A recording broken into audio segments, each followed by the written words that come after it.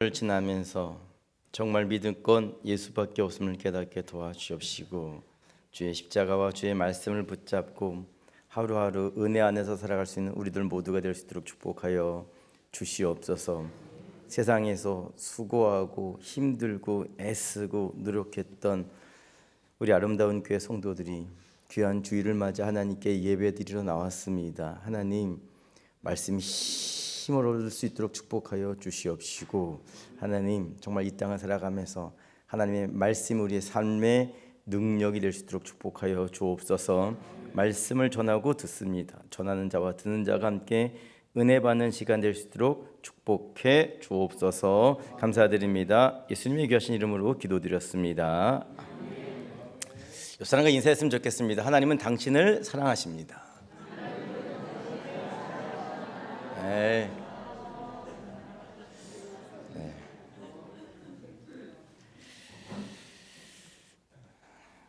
열왕기상 13장입니다. 솔로몬이 죽고 누가 왕이 되었냐? 그의 아들 르호보암이 이스라엘의 새로운 왕이 되었습니다. 근데 르호보암이 왕이 되었을 때요, 백성들의 친송과 환영을 받으면서 왕이 된 것이 아닙니다. 르호보암이 왕이 되었을 때 백성들이 참 왕에 대한 불만이 많았습니다. 르호보암이 이 백성은 나한테 또 왕에게 어떤 불만이 있는지 듣고자, 지난 시간에 본 것처럼 어딜 방문했다고요? 세겜이라고 하는 곳을 방문했다고요. 그 세겜을 방문한 자리에서 이 르호보암 왕이 여로보암을 만나서 백성들이 가진 불만이 무엇인지를 자세히 듣게 됩니다. 이해가 되었습니다. 백성들의 불만이 그의 아버지 솔로몬 때문이었는데요, 솔로몬은 백성들에게 정말 많은 노동을 시켰습니다. 왕이 되자마자 예루살렘 성전을 공사했고요, 그 성전이 끝나자마자 자기 왕궁을 지었습니다. 그게 몇 년이었다고요? 20년이었다고요. 그리고 그 다음부터는 아내를 얻기 시작하는데, 이분이 한 사람의 아내를 얻으면 좋겠는데 1명, 2명, 3명, 100명, 200명, 300명, 1000명의 아내를 얻는 겁니다. 그 아내를 얻을 때마다 뭐 해야 됩니까? 집을 줘야 되잖아요. 그러니까 이스라엘 백성들은 솔로몬이 통치하던 그 기간 내내 뭐만 했냐? 건축만 한 겁니다. 노동만 한 겁니다. 몇 년 동안? 40년 동안. 20년이면 할만하죠. 40년이라고 생각해 보십시오. 20살 때부터 노동하기 시작한 사람은요, 60살 때까지 한 거예요. 평생을 한 거죠.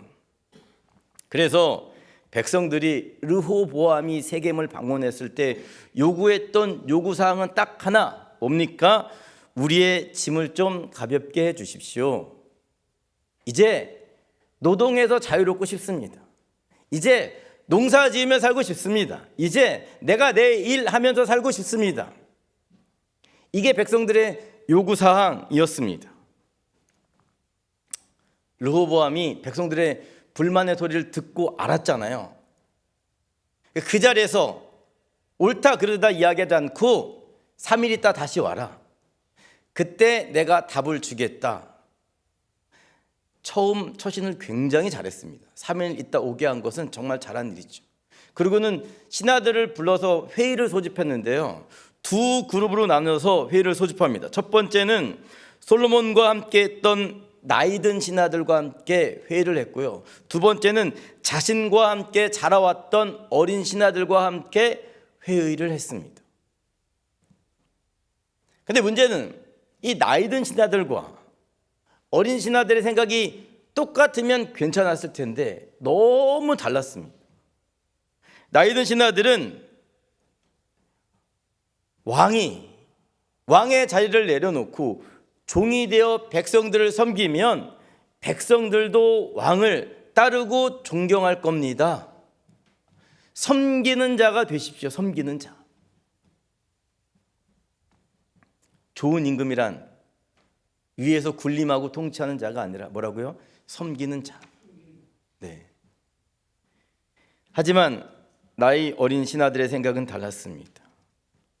어린 신하들은 뭐라고 얘기합니까? 당신은 당신 아버지보다 더 강하게, 더 심하게 이스라엘 백성들을 통치하십시오. 초장부터 밀리면 끝장납니다. 처음에 기강을 확 잡아놔야 말을 잘 듣지, 밀리면 끝입니다. 이렇게 얘기했습니다. 안타깝게도 이 르호보암이 누구의 말을 듣냐? 노인들의 말을 들었으면 참 좋았을 뻔했는데 어린 신하들의 말을 듣고 선택을 하게 됩니다. 그게 열왕기상 12장 14절에 나오는데요. 제가 한번 읽어보겠습니다. 어린 사람들의 자문을 따라 그들에게 백성들이죠 말하여 이르되 내 아버지는 너희 멍에를 무겁게 하였으나 나는 너희의 멍에를 더욱 무겁게 할지라. 내 아버지는 채찍으로 너희를 징계하였으나 나는 전갈 채찍으로 너희를 징치하리라 하니라. 백성들이 올 때 어떤 마음을 갖고 왔을까요? 아유, 르호보암은 다를 거야. 우리에게 자유를 좀 줄 거야. 우리의 멍에를 좀 가볍게 해줄 거야. 기대하는 마음으로 왔는데 웬걸? 뭐라고요? 나는 내 아버지보다 더 강력한 왕권을 가지고 너희를 다스릴 것이다. 아버지는 채찍으로 때렸지만 나는 뭐라고요? 전갈 채찍을 들겠다. 무슨 소리입니까? 더 강하게 통치하겠다라는 것이죠. 절대 봐주지 않겠다라는 겁니다. 까불면, 반란하면 가만두지 않겠다라는 뜻이었습니다.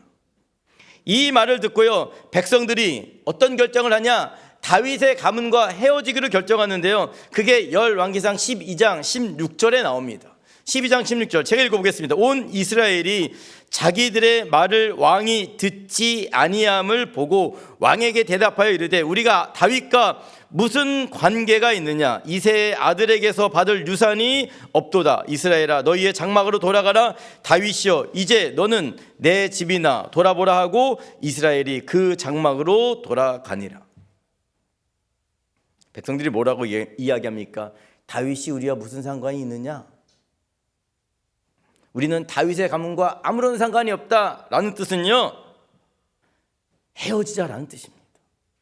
우리는 다윗의 가문과 아무런 상관이 없다라고 하는 것은요, 이제 너를 왕으로 인정하지 않겠다라는 겁니다.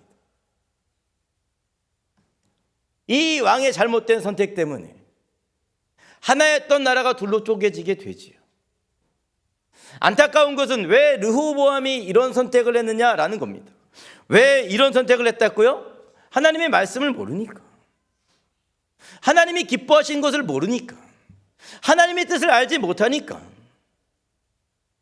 하나님의 뜻을 알지 못하니까 자기의 소견대로 선택을 하고요, 하나님이 기뻐하신 것을 모르니까 하나님께서 기뻐하신 자리로 나아가지 못하는 겁니다. 오늘 저와 여러분들도 마찬가지입니다. 하나님의 뜻이 무엇인지를 알아야 그 뜻대로 순종하지요. 하나님이 기뻐하신 자리가 어딘지를 알아야지 그 자리로 나아가는 것 아니겠습니까? 그 뜻을 모르고 그 자리를 모르니까 내 소견대로 살다가 하나님과 반대되는 삶을 사는 겁니다. 사랑하는 여러분, 힘써 여호와를 아시기 바랍니다. 힘써 여호와를 알아야 주님 기뻐하신 자리로 나아갈 수가 있고요, 힘써 여호와를 알아야지만 말씀에 순종할 수 있습니다. 힘써 여호와를 알아가는 우리 모두가 되시기를 주님의 이름으로 부탁을 드립니다.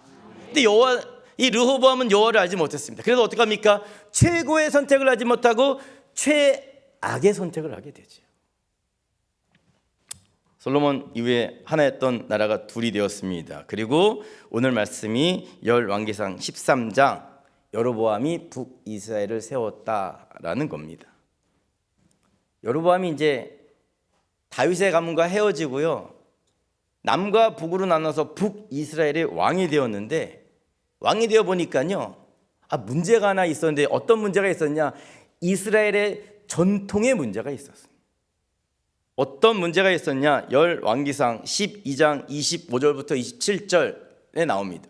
열왕기상 12장 25절에서부터 27절 제가 한번 읽어보겠습니다. 여로보암이 에브라임 산지에 새 겜을 건축하고 새로운 수도를 세운 겁니다.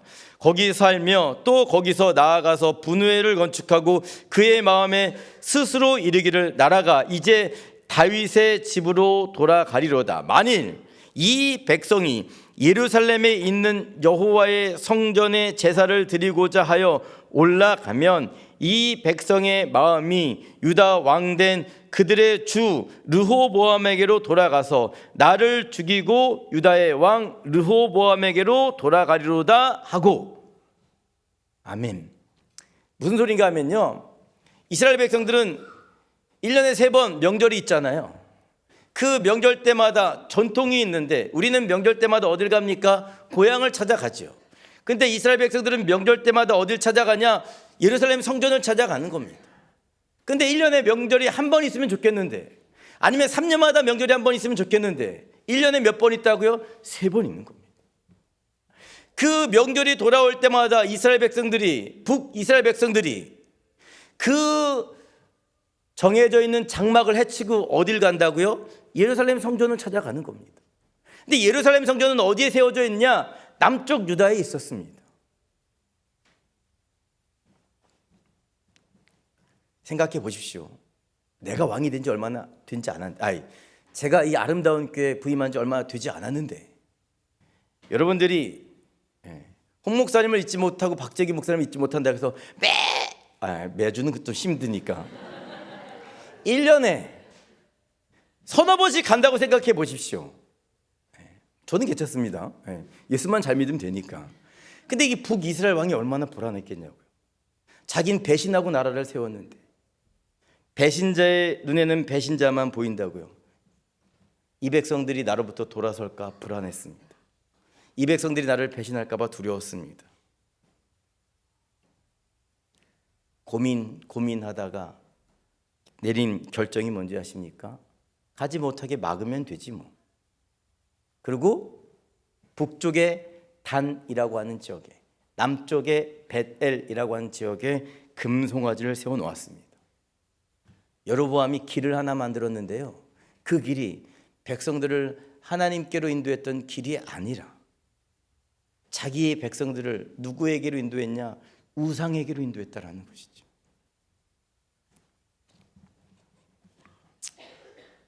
하나님께서 가만히 보고만 계시겠습니까? 약속의 땅에 우상이 세워졌는데, 축복의 땅에 우상이 세워졌는데 하나님께서 보고만 계시겠냐고요. 그래서 하나님의 선지자를 선택해서 오늘 보내십니다. 1절입니다.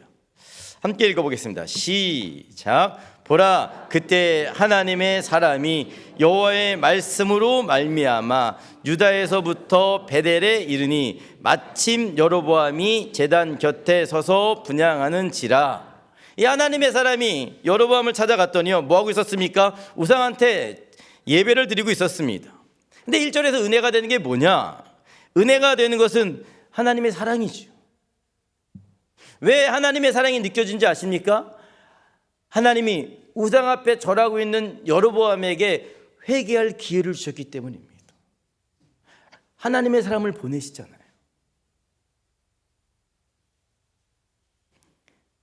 은혜는요, 하나님이 기회를 주시는 겁니다.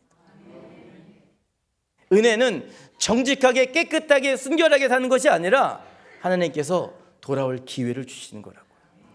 다윗을 보십시오. 다윗이 하나님 마음에 합한 자였지만 정직하고 깨끗하고 올바르게 살았냐? 아닙니다. 다윗도 잘못을 많이 했다니까요. 그런데 은혜가 뭡니까? 다윗은 잘못할 때마다 누굴 보냅니까? 나단 선지자를 보내잖아요. 하나님께서 돌아올 수 있는 기회를 주신다니까요. 이게 다윗의 삶의 은혜였습니다. 은혜. 오늘 하나님께서 여로보암도 마찬가지입니다. 여로보암이 잘못된 길을 가고 있으니까 뭐라고요? 은혜를 베풀어 주셔서 돌아올 수 있는 기회를 주셨다라는 겁니다. 그게 바로 2절과 3절입니다. 제가 읽어보겠습니다. 하나님의 사람이 제단을 향하여 여호와의 말씀으로 외쳐 이르되 제단아 여호와께서 이와 같이 말씀하시기를 다윗의 집에 요시아라 이름하는 아들을 낳으리니 그가 내 위에 분향하는 산당 제사장을 내 위에서 제물로 바칠 것이요 또 사람의 뼈를 내 위에서 사르리라 하셨느니라 하고 그날에 그가 징조를 들어 이르되 이는 여호와께서 말씀하신 징조라 제단이 갈라지며 그 위에 있는 재가 쏟아지리라 하매 하나님께서 하나님의 사람을 보내가지고요, 뭐라고 말씀하셨냐면, 야, 너 금송아지 세운 거 요시야 왕 때에 무너질 거야 라고 말씀하십니다.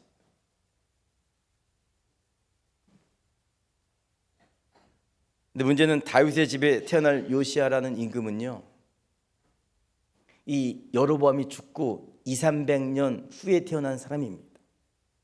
그러니까 당장은 아무런 연관이 없잖아요. 이해가 되시겠습니까?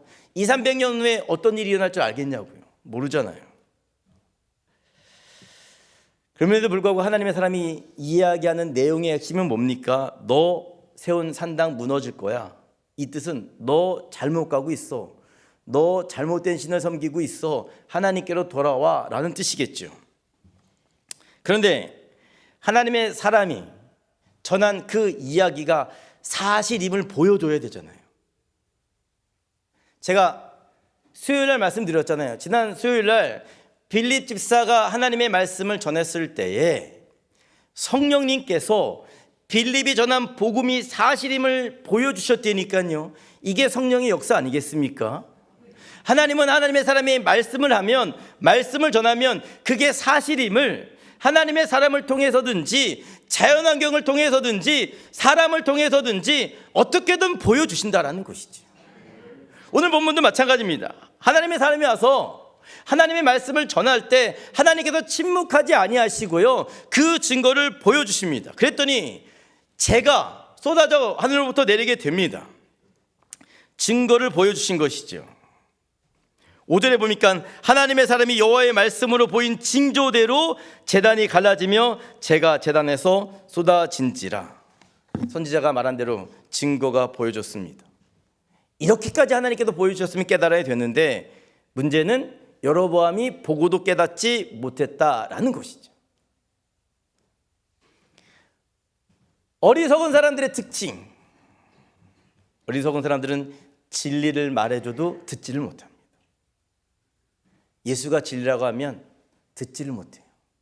어리석은 사람들의 특징, 가르쳐줘도 의심을 합니다. 예수 믿으면 구원받을 수 있어. 의심부터 해요. 하나님께서 보여주시는데도 불구하고 믿지를 못하는 겁니다. 여로보암이 그랬습니다. 하나님의 사람이 찾아와 진리를 전하고 증거까지 보여줬음에도 불구하고, 하나님이 회개할 기회를 주셨음에도 불구하고 그 기회를 잡지 못했다라는 겁니다. 그뿐만이 아닙니다. 여로보암이 자신을 찾아와서 말씀을 전해주려고 했던 하나님의 사람을 죽이려고까지 했습니다. 그게 어디에 나오냐? 4절입니다. 여로보암 왕이 하나님의 사람이 베델에 있는 제단을 향하여 외쳐 말함을 들을 때 제단에서 손을 펴며 그를 잡으라 하더라. 그를 향하여 편 손이 말라 다시 거두지 못하며. 잡아 죽여! 저 사람 빨리 잡아! 죽이려고 할 때 그의 손이 말랐다라는 것이죠. 여로보암은 자신을 향해서 비판하는 소리, 자신이 잘못 가고 있다는 소리를 듣기 싫어했습니다. 그래서 찾아와서 좋은 이야기, 진리의 이야기, 구원의 길을 인도하려고 하는 사람을 죽이려고 했다니까요. 우리도 마찬가지입니다. 복음 들고 찾아가면 환영해 준 사람 별로 없잖아요. 문전박대 당하고 외면 당하고 욕 먹고. 그럼에도 불구하고 우리의 사명은 전하는 것입니다.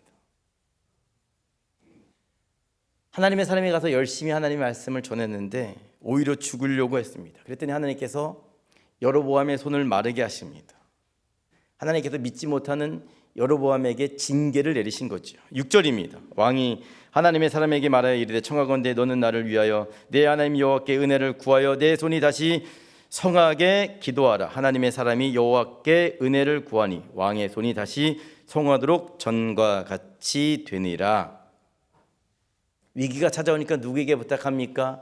하나님의 사람에게 부탁합니다. 나 좀 살려주세요. 그랬더니 다시금 돌아왔습니다.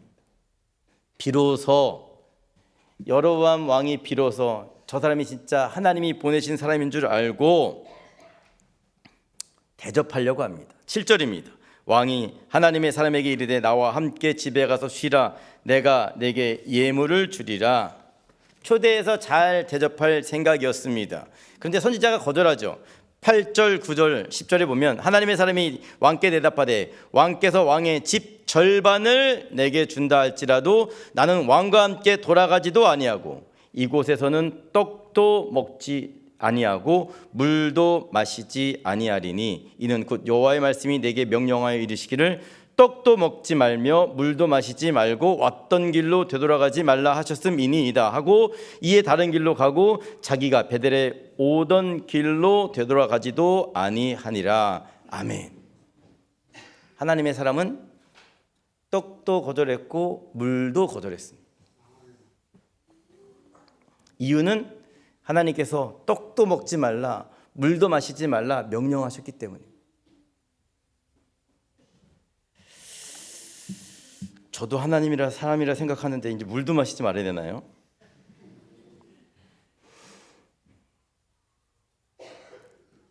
아무튼 이 하나님의 사람이 떡도 마시지 않고 물도 마시지 않고 왔던 길이 아닌 다른 길로 돌아가는데 안타깝게도 가다가 죽게 됩니다. 그건 다음 시간에.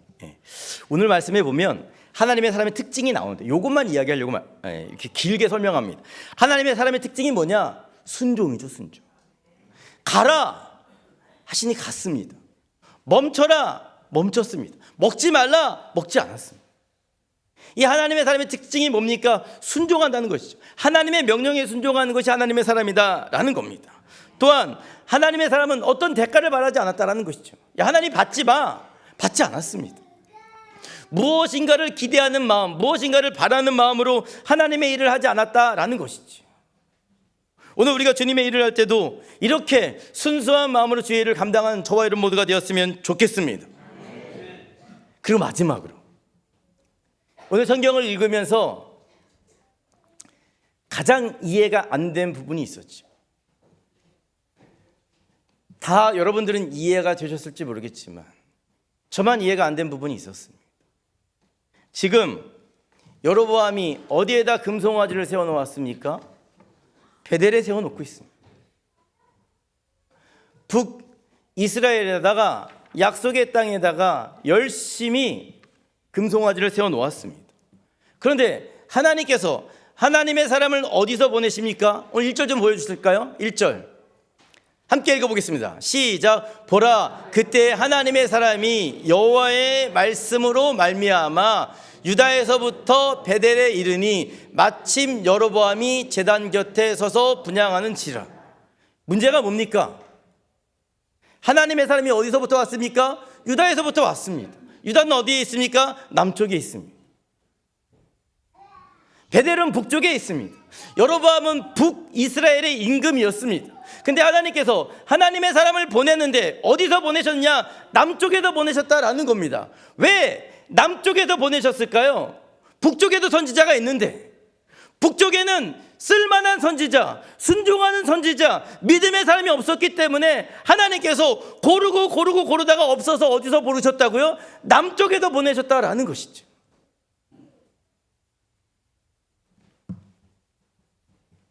하나님께서 보내셔야 되는데 여로보암에게 보내야 되는데 보낼 자가 없었다고요. 하나님의 마음이 느껴지십니까? 하나님의 마음이 이해가 되십니까?